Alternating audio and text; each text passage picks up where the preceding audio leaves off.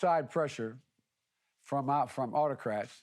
They seek to advance their own power, export and expand their influence around the world, and justify the repressive policies and practices as a more efficient way to address today's challenges. That's how it's sold. By voices that seek to fan the flames of social division and political polarization. And perhaps most importantly, and most worrying of all, by increasing the dissatisfaction of people all around the world with democratic governments that they feel are failing to deliver for their needs. In my view, this is the defining challenge of our time. Democracy, government of the people, by the people, for the people, can at times be fragile, but it also is inherently resilient. It's capable of self-correction and it's capable of self-improvement. And yes, democracy is hard. We all know that. It works best with consensus and cooperation. When people and parties that might have opposing views sit down and find ways to work together, things begin to work. But it's the best way to unleash human potential and defend human dignity and solve big problems. And it's up to us to prove that.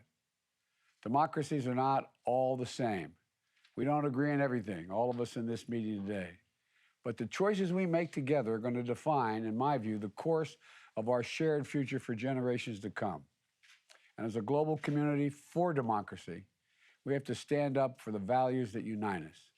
We have to stand for justice and the rule of law, for free speech, free assembly, a free press, freedom of religion, and for all the inherent human rights of every individual.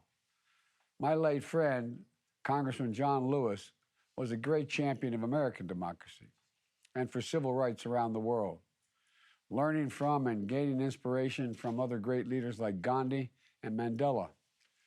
With his final words as he was dying to our nation last year, he reminded our country, quote, "Democracy is not a state, it's an act. Democracy is not a state, it is an act."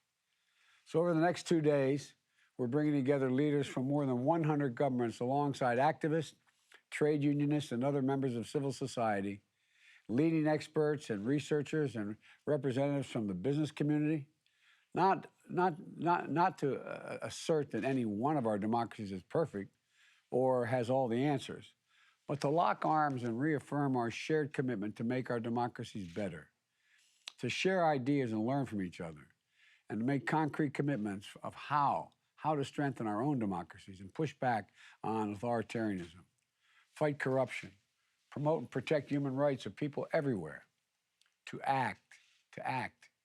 This summit is a kickoff of a year in action for all of our countries to follow through on our commitments and report back next year on the progress we've made. And as we do this, the United States is going to lead by example, investing in our own democracy, supporting our partners around the world at the same time. From the earliest days of my administration, we pursued a broad-based agenda to prove that American democracy can still do big things and take on challenges that matter most. That's why we immediately passed what we call the American Rescue Plan, to get shots in people's arms as fast as possible at home and around the world, to help get this pandemic under control, and to stimulate inclusive and lasting economic recovery that's also helping to drive global growth. Last month, I was proud to sign a bipartisan piece of legislation, a true act of consensus between Democrats and Republicans in our country, the Infrastructure Investment and Jobs Act. This legislation will make a generational investment to deliver what people need most in the 21st century: clean water, safe roads, high-speed broadband internet, and so much more, all of which strengthens our democracy by creating good-paying union jobs that will translate to lives of opportunity and dignity for working people with better access to the tools and resources they need to thrive. And soon, I hope to sign into law a bill we call the Build Back Better plan, which will be an extraordinary investment in our people and our workers and give American families just a little more breathing room to deal with their problems and their opportunities. Our domestic agenda has been focused on delivering for the needs of the American people, strengthening our democratic institutions at home. My first day in office, I signed an executive order to advance racial justice and equality. And my administration recently released our first national strategy on gender equality and equity. We're fostering greater worker power because workers organizing a union to give them the voice of the workplace and their community and their country isn't just an act of economic solidarity. It's democracy in action. We're making it easy for Americans to register to vote. And we've doubled the number of attorneys defending and enforcing voting rights laws through our Department of Justice.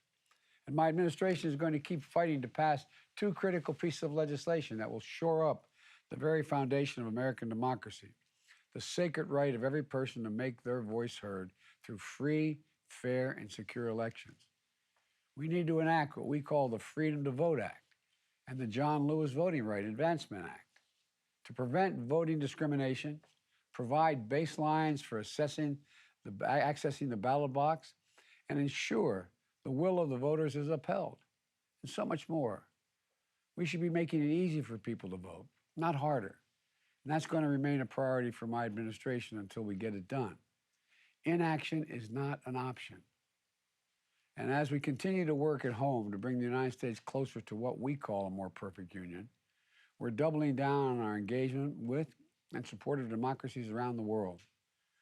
Earlier this week, I released the first U.S. government strategy on countering corruption, which elevates our fight against transnational corruption, a crime that drains public resources and hollows out the ability of governments to deliver for the people and just evaporates confidence that the people must need to have in their government.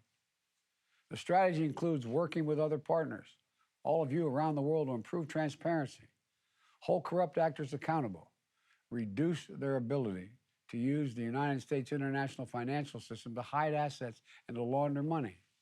And today I'm proud to launch the Presidential Initiative for Democratic Renewal, which will focus efforts across our diplomacy and foreign assistance programs to bolster democratic resilience and human rights and globally. Working with our Congress, we're planning to commit as much as $224 million in the next year to shore up transparent and accountable governance, including supporting media freedom, fighting international corruption, standing with democratic reformers, promoting technology that advances democracy, and defining and defending what a fair election is. Let me give you a few examples of the kind of work this initiative will entail. A free and independent media. It's the bedrock of democracy.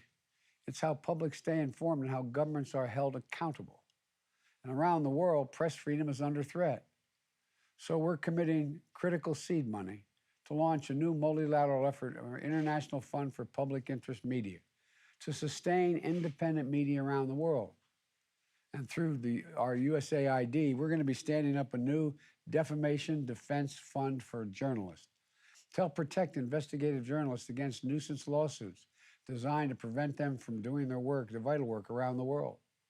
We're going to launch new programs to help connect anti-corruption activities across civil society, the media, academia, labor, and protect whistleblowers, and help partners eliminate money laundering and safe havens. To ensure that our democracies are strengthened by the voice of all citizens, this presidential initiative includes programs to advance women and girls in civic engagement and political leadership, empowering the LGBTQ community, individuals to participate in democratic institutions, promote labor law reform, and work organizations. It includes new lines of efforts with our partners to address online harassment and abuse and reduce the potential for countries to abuse new technologies, including surveillance technologies, to suppress the rights of their people to express their views. We're going to stand up two rapid response cross-cutting initiatives that support the key goals of this summit: the Fund for Democratic Renewal and the Partnership for Democracy program. It's going to allow the State Department and USAID to surge funds to support our partners working on democratic front lines around the world. My fellow leaders, members of civil society, activists, advocates, citizens, we stand at an inflection point in our history, in my view. The choices we make, in my view, in this moment, are going to fundamentally determine the direction our world is going to take in the coming decades. Will we allow the backward slide of rights and democracy to continue unchecked? Or will we, together, have a vision and the vision, not just a vision, the vision and courage to once more lead the march of human progress and human freedom forward? I believe we can do that, and we will, if we have faith in ourselves and, in our democracies and in each other. That's what this summit is about. I'm so looking forward to a productive session and discussions that we'll have over the next 2 days. I'm looking forward to the connections we'll build to support our work moving forward. So let's get to work. Thank you all so very much for your patience.